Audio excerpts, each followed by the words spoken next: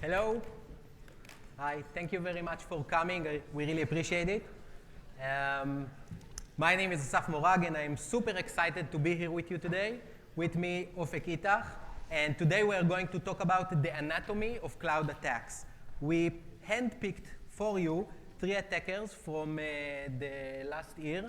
And we are going to go over the flow of the attacks, the anatomy of the attacks, their mindsets to understand how they think, how they behave. And then we're going to raise some conclusions, understand a little bit more about this world, and lastly, to see how you can implement some solutions in your environment. So this is the RSA disclaimer. My disclaimer is that we don't have AI in the deck. Okay, so we come from Aqua Security. We are both researchers at Aqua Security. It was supposed to be a bit more funny, in my head at least. We come from Aqua Security, Nautilus team. We are both researchers trying to understand the nature of cloud-native attacks. My name is Ofek Itach. I'm a security researcher at Aqua Security.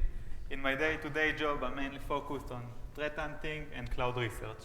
And I'm Asaf Morag. I lead the threat intelligence operation with Aqua Security. So we are going to go over what is a cloud-native threat landscape, talk a little bit about what is cloud, the changes in cloud and cloud-native. Ofek is going to talk about how we curate threat intelligence, just to explain how we gain to these conclusions and collect the data and basically see these attacks. Then we are going to talk about 3 cloud attackers. This is the main event or the main section in the talk. We are going to talk about the similarities and differences between them. And lastly, the lessons learned and how you can apply them. Okay, so my name is Asaf. I have a refrigerated store. And so I have a website. And on that website, I manage all my infrastructure, or I manage all my sales. I'm basically hosting everything on my servers. The stock, the sales, the backend, the front end. So everything is basically refers to a monolithic architecture, if you are familiar with it. And there are some problems with monolithic architecture.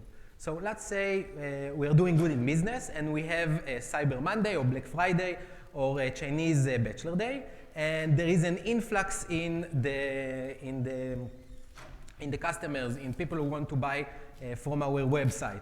So what happens is the website falls or is slow or provide bad experience to these people. So in order to avoid that, we basically want to add more infrastructure. We want to boost that. So we can add more servers, or we can go to the microservice architecture, which is basically what today people are using and is more robust, cloud native. And when we talk about cloud native, then basically we have one or few instances of the servers, databases, backend, front end. So we actually use cloud resources. So we have AWS, we have Azure, and we host everything on the cloud. So when you talk about cloud native, it's not just how we host everything or where we host everything, it's also the processes that we do. So when we talk about cloud native development, we talk about code. And people have code, and when we talk about the large companies or big companies, sometimes they have teams distributed all around the world. And they want to manage that, and they want to synchronize it, and they want versions. So they have the section of the code. We're talking about CI/CD, continuous integration and delivery. So we ship the code into production, we build it, we test it. So we have these environments as well. And when we pack everything, we pack it into container images and artifacts and host it on our registries. One of the big advantages and a robust milestone or cornerstone of a cloud is open source or applications that we use. We don't develop from zero databases or HTTP servers. We actually use other applications, other open source. So applications and open source is another aspect in the cloud. Orchestration level is how we manage everything, synchronize everything, make sure that our applications run, and this is basically one of the steps moving from monolith to a microservice architecture. And above all that, we have the cloud, and cloud providers can provide either a specific server or a specific service, like a function, or they can provide something as a service. So you got infrastructure or backend as a service, and you got everything. So these are just the how we see cloud native software. And when you think about all the applications, everything, all the products out there that you can use, it's a clutter. You see a lot of noise. You see a lot of possibilities, a lot of dimensions to cloud native or to cloud. And this is exactly where mistakes start. Misconfigurations, vulnerabilities, misunderstandings, exposed environments. And this is where the attackers come. And with that, I will give to Ofek to talk about how we curate threat intelligence. Thank you, Asaf. So Asaf just talked about the cloud native landscape. And he showed you the parts of the cloud native landscape. Now I want to show you how we build and expose these parts and our attacker exploiting them. So I want you to meet our cloud honeypot, which is a key part in our threat intelligence operation. Our operation basically focusing on detecting new attackers' behaviors. We do so by, again, creating these cloud applications and exposing them with misconfiguration and vulnerabilities. And using our in-house tool called Tracy, which is an open source tool, to monitor the OS and the system calls and file activity, network activity, and so on. And you use also CloudTrail, which is just for AWS API calls. All of this provide us a detailed insight into the security dynamics of the environment. Now let's delve into numbers. Just you can understand the impact and the effectiveness of our cloud honeypot. So in the last year, we have recorded a staggering 250,000 attacks from across the globe. Nearly every part of our cloud native landscape was being targeted. Also, we saw a 50% increase in this type of attacks over the last year. We saw a couple of tries where attackers tried to leverage our AWS credentials. And through some research, we come to the conclusion that some of the attackers has the ability to scan the entire internet within a single hour.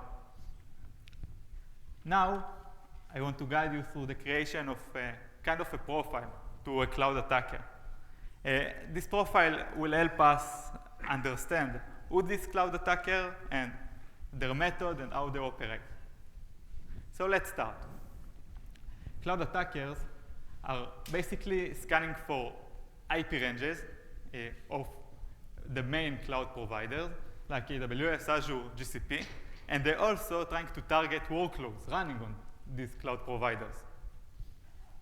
Cloud attackers use containerization technology as part of their activity. They are trying to obscure their activity within the container, trying to manipulate processes, to inject themselves into processes that related to containers.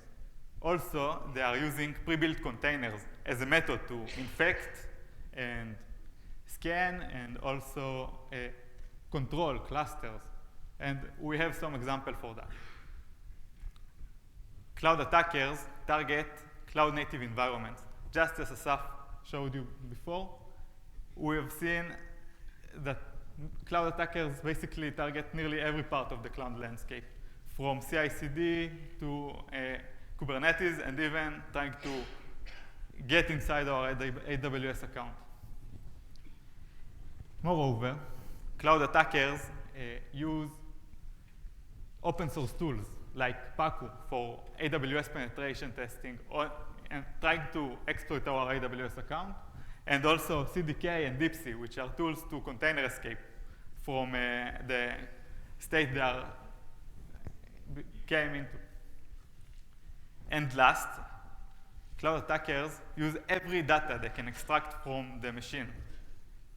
For example, here you can see that some of the cloud attackers try to access our AWS account. Basically, we implemented some canary tokens, which is a token that mimic regular AWS credentials, and when cloud attackers find them, they try to exploit them.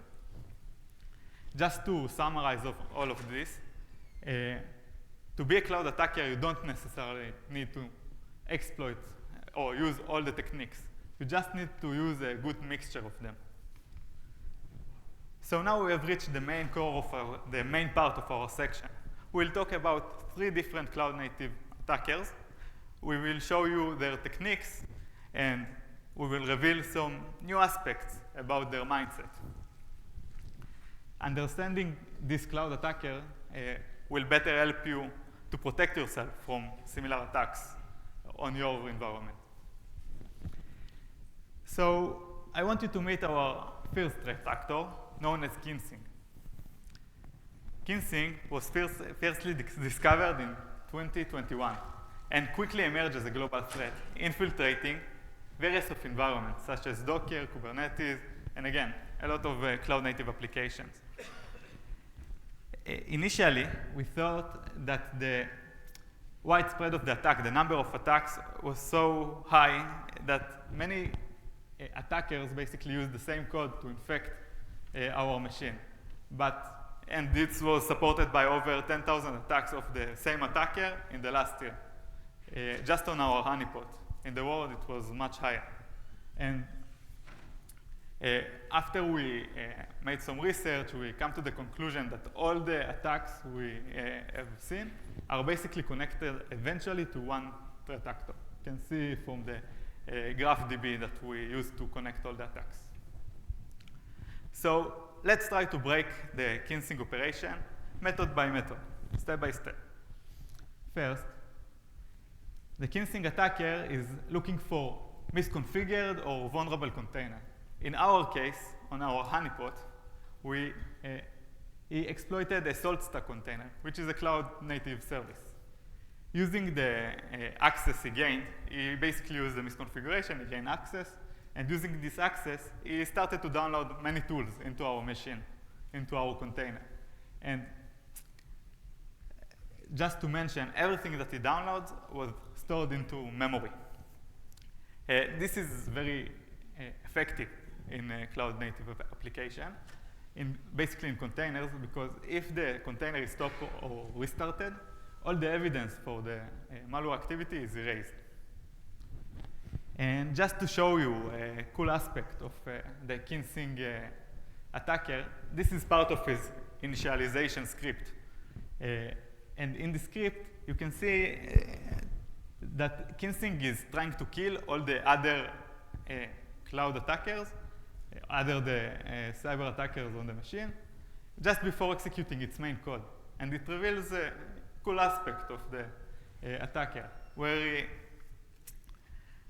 he just seek for exclusiveness on the host and trying to lower the risk of detection when killing the others, and also he gains more resources when he kills others.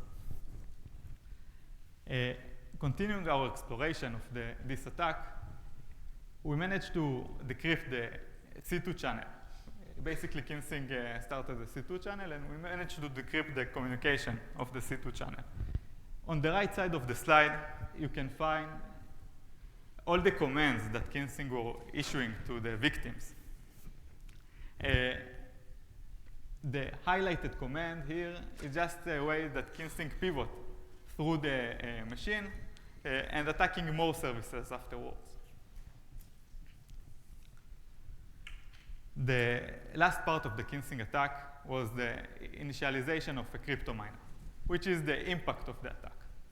Basically, what Kinsing does is starting crypto miner and hiding itself with a rootkit, a userland rootkit, which mask the processes, just hide the processes from administrator tools. So you won't be able to list it when you try. So we understand how Kinzig looks like. Now I want you to share with you what we know about Kinzig.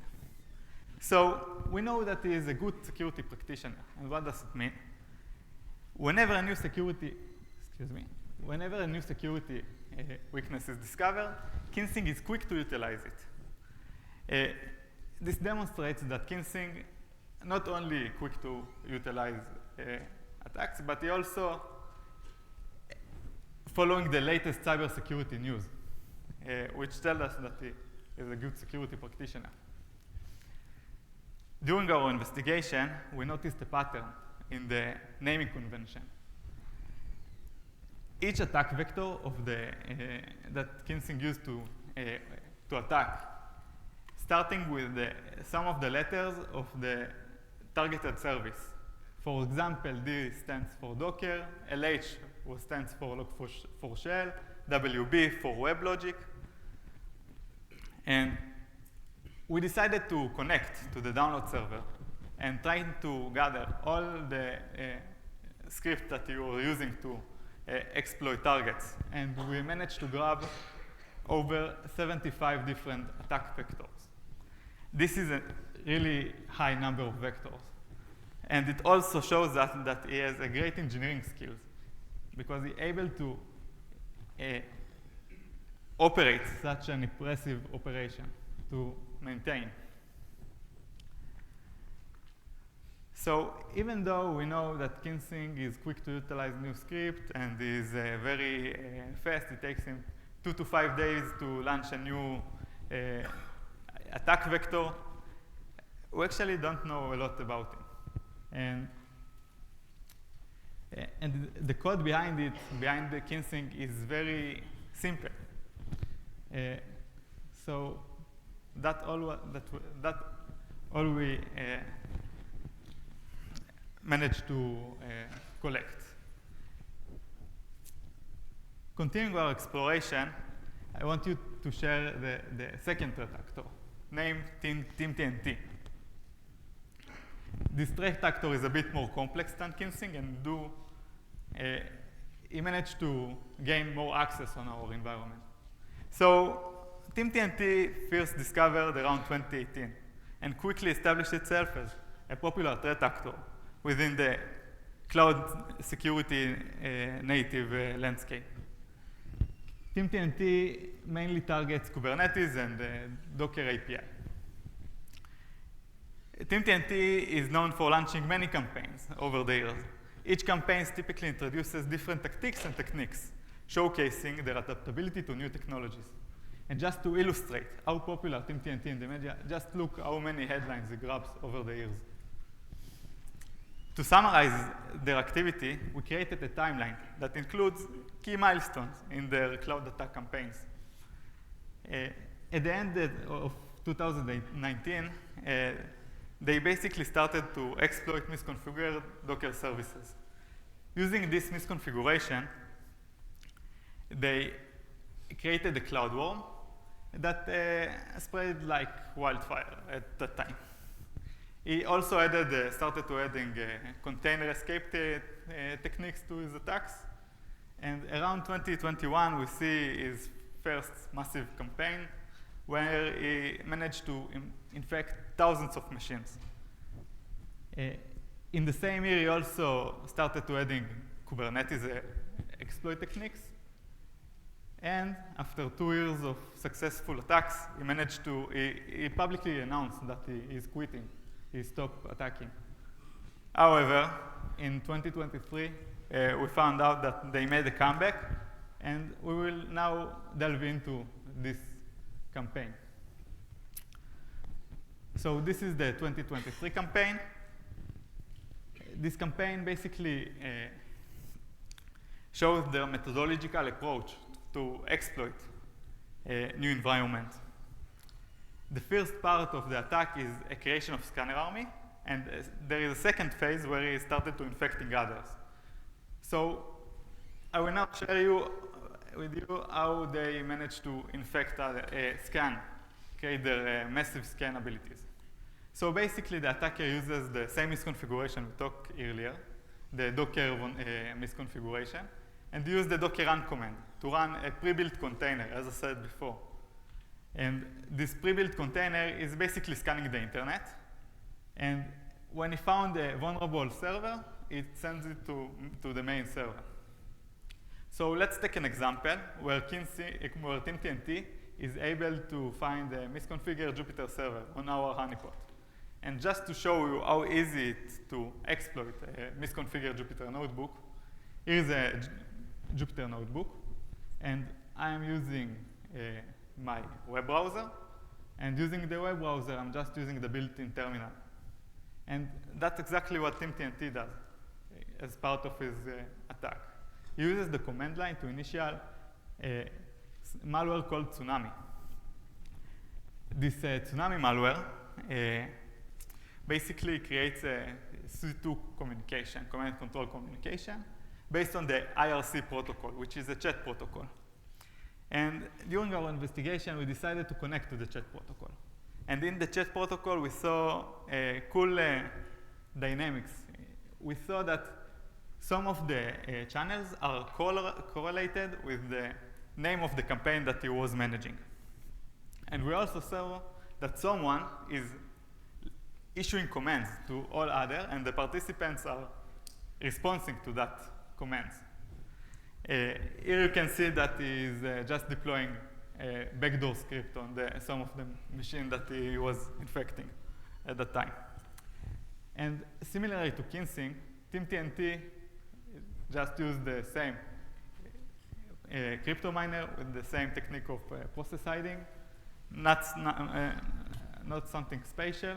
And they also start to send private data of our machine that they managed to attack. And this is part of the script that he uses to send data from our machine. Here you can see just the name of the functions. You can see Docker function for grabbing Docker private credentials from the file system. He uses local file credentials like SSH keys and shadow files. And he also uses to grab the main cloud providers' credentials like Azure, AWS, and Google.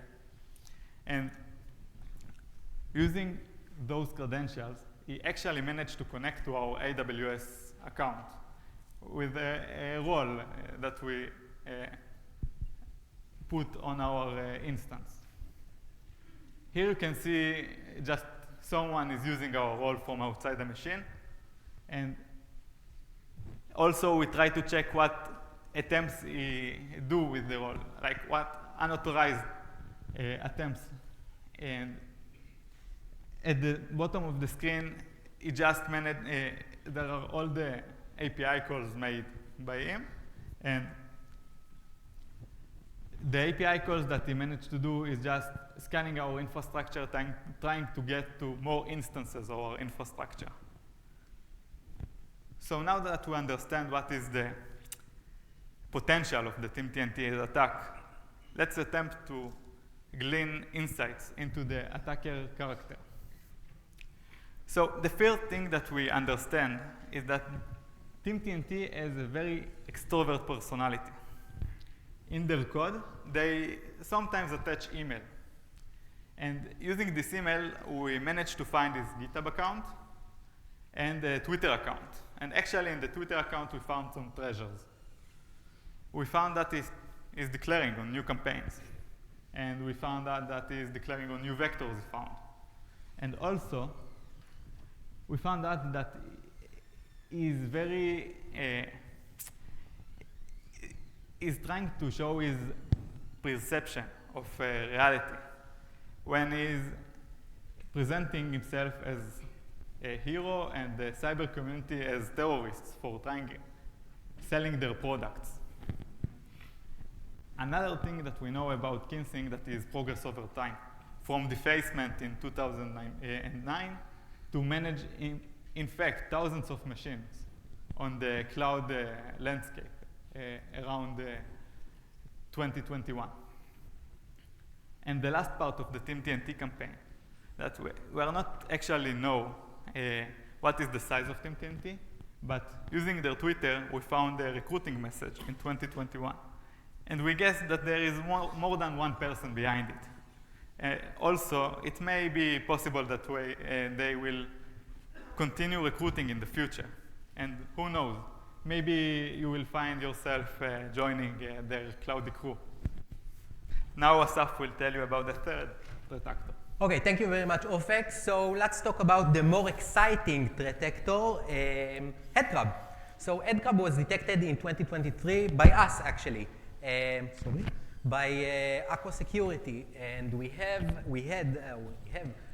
Redis server, and we saw something very peculiar in the Redis server. Inside one of the binaries, we saw a blog, a mini blog, embedded, and that was very interesting. We're going to get back to that. And we established our understanding based on 50 or more attacks over 2023. So when you think about Redis servers, they're supposed to be behind firewalls, behind IDS. They're supposed to be protected and not to be accessed by internet. But if you, by mistake, expose them to the internet, they do not have, by default, user and password. And Headcrab actually exploits that. He's using the slave-off functionality, which is a very interesting function within Redis, because what it does is to synchronize your server or your Redis with the master server, which is the C2 server.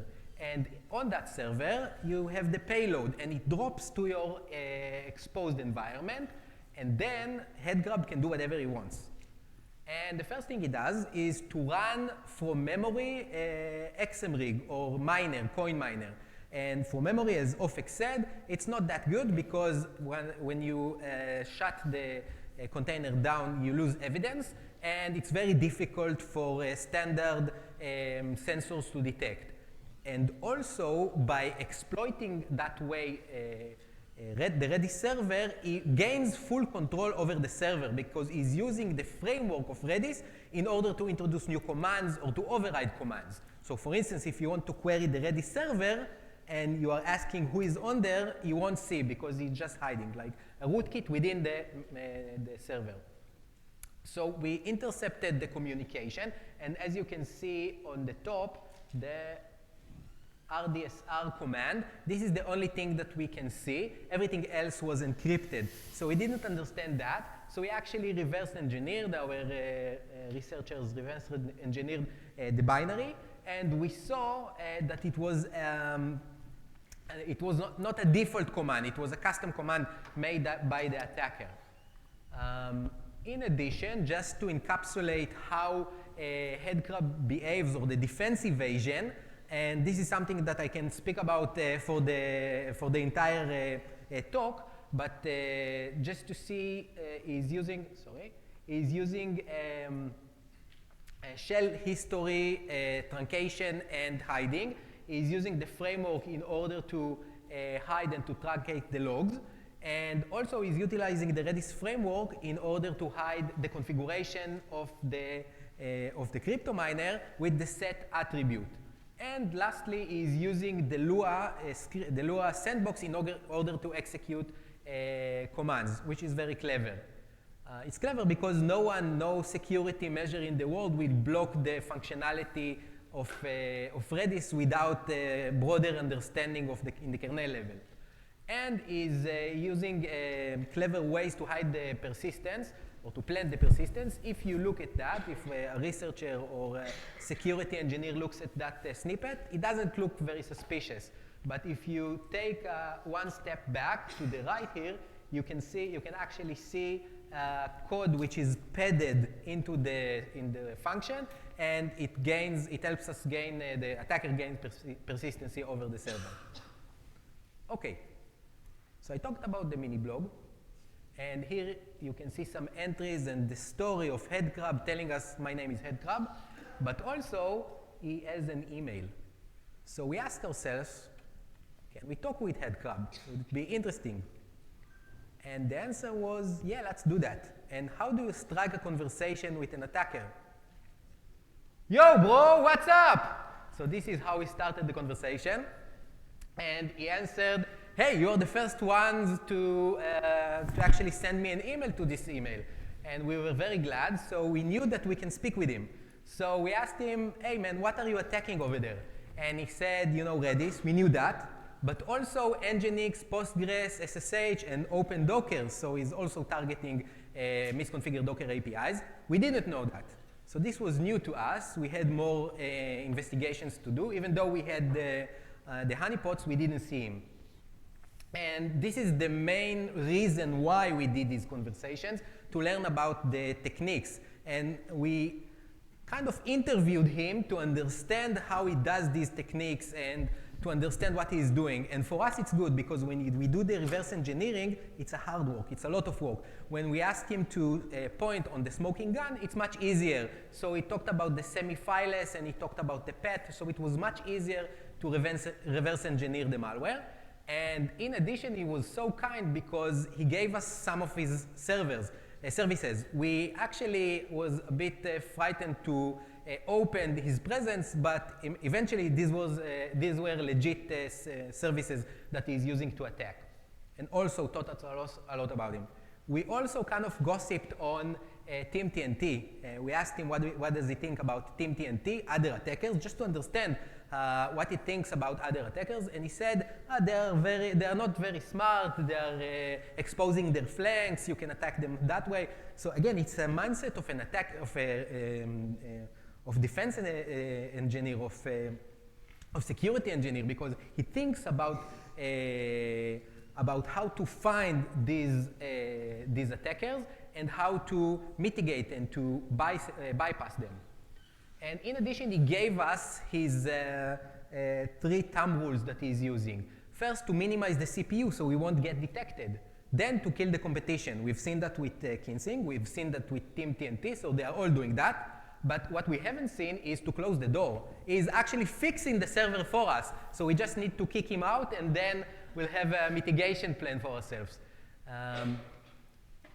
And last but not least, this is very interesting because he said my government, he talks about his government and how he earns only $4,000 per year, which is very, very, very, I know, which is very little for someone with his knowledge. Again, he knows a lot about the Linux server, about the kernel level. He knows a lot about the Redis framework. He writes things to bypass it. So my thought was to give him $5,000 and just to ask him to stop attacking cloud-native environments. And also, he sees himself as a superhero, Batman who disrespects the law.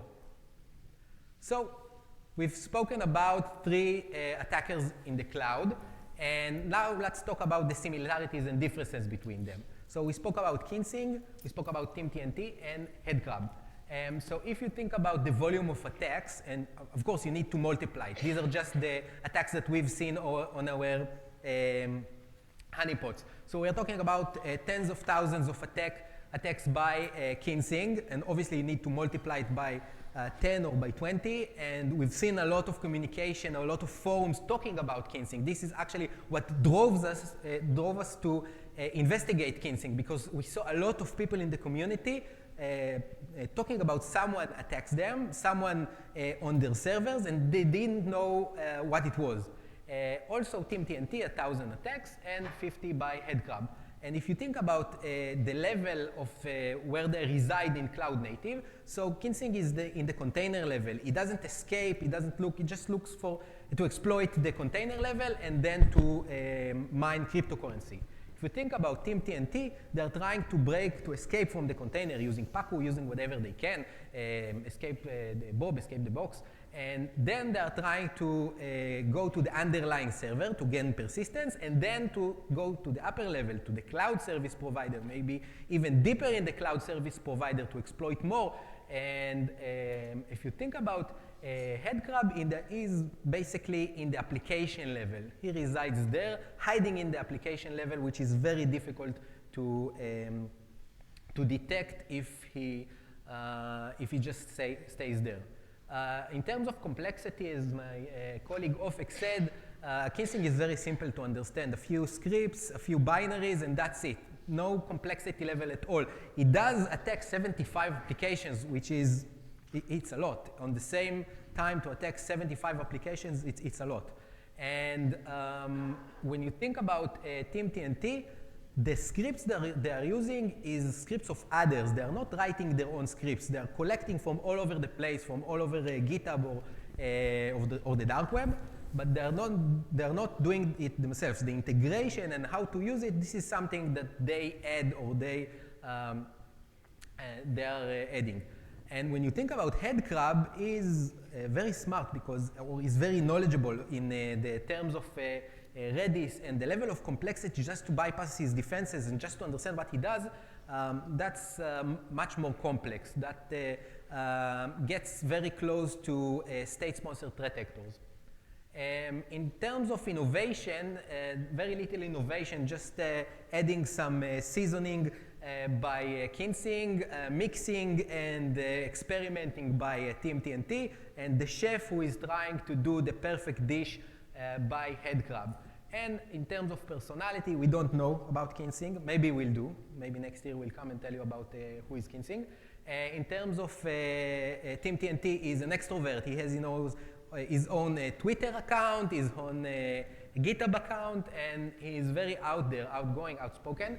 And Headcrab actually told us, I'm introvert. I'm not like TeamTNT, so we know about Headcrab. So let's talk about lesson learned and how we can apply these lessons. So if you think about a lesson learned, we just want to highlight gaps that we've seen in these attacks and gaps that we've seen in industry throughout our research. So one is raise awareness. Raise awareness internally with your teams and externally with you. The second one is, and in terms of raise awareness, for instance, Kinsing, it takes Kinsing a day or two to exploit newly detected vulnerabilities. So if you think about it, how long will it take your security teams in your organizations to patch this vulnerability? How long did it take you to find all the Log4Shell vulnerable or servers? In terms of hardening, if you think about TeamTNT, so TeamTNT is not just focused on the container level or the Kubernetes, the cluster level, is trying to go to the cloud. And if you think about it, in a few minor steps, we can harden the environments and prevent attackers like TeamTNT to get further. And that is something that need to be in the awareness, and also some practical steps should be taken. In terms of sophistication, if you think about Headcrab is exploiting the Redis server, is exploiting the framework, the commands, everything, the communication. So if you think about it, if we don't have the proper detectors, the proper sensors, and the philosophy of defense in depth in general, so it's something that, that should be taken into consideration. Now, in case of raising awareness, I think you should speak with your teams, with your colleagues about vulnerability management. It's very important, but it's not enough. You need to take the further step, and we spoke with a lot of customers and a lot of people in the industry, and sometimes they think that vulnerability management and compliance is enough. You don't need anything else than that, usually in the smaller companies, but it's something that should be taken into the awareness. In terms of configuration and password management, we've seen a lot of passwords out there, 2, 3, 5 years still valid, and we were able in our research to get into environments like Azure, SAP, Red Hat, and more, IBM, and to get access, admin access. So you should make expiration date, you should limit the scope of these passwords. Registry protection, which is another gap in cloud native. Some people expose the registry outside, and the developers, the DevOps, they sometimes leave secrets there, they sometimes put proprietary software there. And you should be aware of that. And lastly, shadow IT, when it comes to cloud native, and when you think about shadow IT, like the traditional shadow IT, you think about a computer, you think about using your iPhone at work. When you think about shadow IT, think about your subcontractors. Think about their GitHub. Are they using your secrets on their GitHub, on probably their exposed GitHub? Your employees, their private or personal projects, are they, by mistake, exposing secrets there? So the answer is yes, because our research shows that. The answer is definitely yes, and this is, again, something that should be taken into consideration. When you think about hardening your perimeter, so again, I may have disrespected a little bit vulnerability management, but I strongly suggest to keep your software updated and patched, and to practice vulnerability research, but also to minimize the exposure by avoiding exposure, for instance, of API server or Kubernetes. If you go to Shodan, you will find between 2 to 3 million API servers connected to the internet. So if there will be tomorrow misconfiguration, yeah, I love your look. You go to Shodan, you write API server, and you find 2-3 million exposed API servers. And this is something that if there is a zero-day vulnerability or a misconfiguration, then you're done with the cluster. And when you're done with the cluster, basically you can have your entire operation severely exposed. Least privilege policies and roles, your AWS, when you issue policies or roles, you should really consider apply the least privileges to that as well. And again, there are some gaps as well. And environment segregation, sometimes the staging in the dev environments, they are like graveyards, and you find a lot of skeletons buried there, and these skeletons can actually rise to hunt you in the production even, if you have your registry there. And when you think about adopting defense in depth approach, you should understand the shared responsibility model. When you think about that, we saw a case last year of a huge organization that didn't understand the shared responsibility model, and their Kubernetes cluster was exposed to the world. An organization that all of you in the room are familiar with.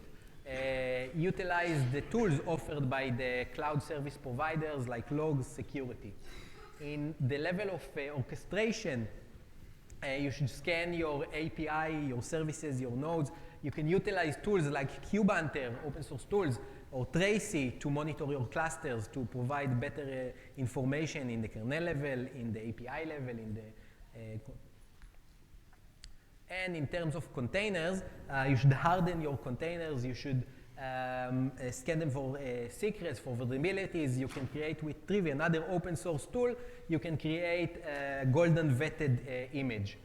And last but not least, in the application level, again, you can monitor for anomalies.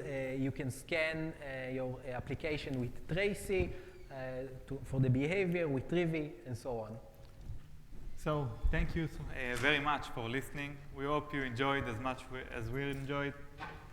Down below, you will find the QR code explaining the full Kinsing report, very detailed report. And if you have any questions, we have a couple of minutes left.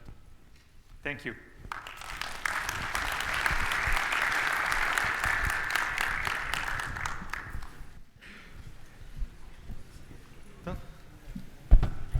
I had a question. Yeah, go ahead. I was wondering, with all those guys, I don't know if it's guys, but anyway, let's just assume. Yeah. So after all this research, what do you do with the material? Like, do you report it so that they don't, like, are they still out there? Or you just say, oh, okay, we'll just use, I'm just wondering what you do with all this information so they get knocked down. So let's divide it into two. When it comes to our honeypots, we don't need to report it because or about their identity, we're not familiar with them. We don't know their true identity.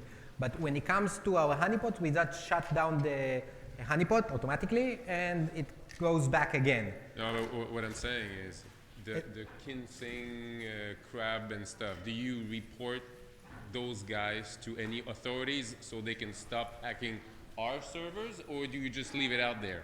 If we knew about their identity, No, but like to help any organization stop them. I don't know. Like, do you just say, "Oh, okay, they exist and that's just the way it is," or do you just help authorities? so there are many publications about them. We never thought about reaching out to any law authority, law agency. If you're familiar with any, I'm truly eager to help. So if you're familiar, yeah. The problem, or the main problem with with tracking them, is you don't know about their identity because they are in the cloud. They don't have any markers that will lead to their home or that will lead to their identity. So if you go to the law agency, you report someone attacked my server, they will say, okay, and I don't know. It's a good question. We never thought about it. They are also usually attacking from other servers that they are already infected. So there are many chains of attacks. So reaching them at home is very tough. Yeah, like proxy, like Tor Yeah. servers, like. And if we, let's say, report on an IP, for example, we can report on IP that is used by someone, like someone's Kubernetes cluster, for example. So we can't report on IP. We publish it to the media and showing all the IOCs, but Yeah, 5 or more days, it's not relevant anymore. IP is always changing. We do provide IOCs. In the report, you can find the IOCs on GitHub. Welcome. Just had a kind of like a remediation question. You mentioned one of the defense in depth that you wanted to see is more organizations separating their dev and production environments. What is your recommendation for how much of a separation and segmentation is that? The low level is just using different credentials, different resource groups, or entire different subscriptions in the cloud. What layer do you think is sufficient? Entire different account. Entire different account. Because if you think about it, let's say you have your dev account and you have 500 developers, a small number. And one of the developer, a junior, accidentally leak or expose a token. So you get full access to the development account. So now you start incident response. Now you start thinking about the blast radius. You start thinking about what am I exposing? So if it's just your staging or dev account, okay, it's a lot. You expose your secrets, you expose your proprietary information, but it stops there. If you have your customers, it's a different operation, it's a different game, it's a different incident response activity or operation.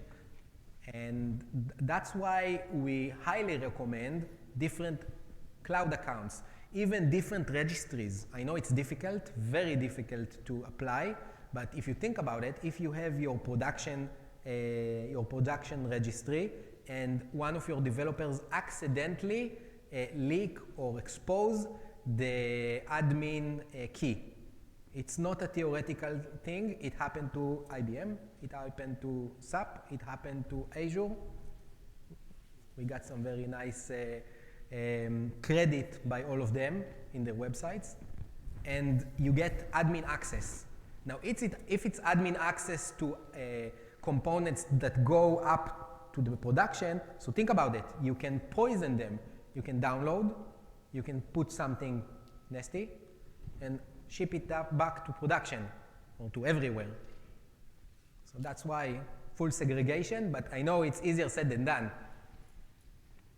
Does that still apply to organizations that use, like, say, database organizations where it's the identity is probably shared, they have roles and different accounts? Would you consider that enough separation? It's good separation, but unfortunately, you have so many people in the organization, so many people creating roles, creating accounts.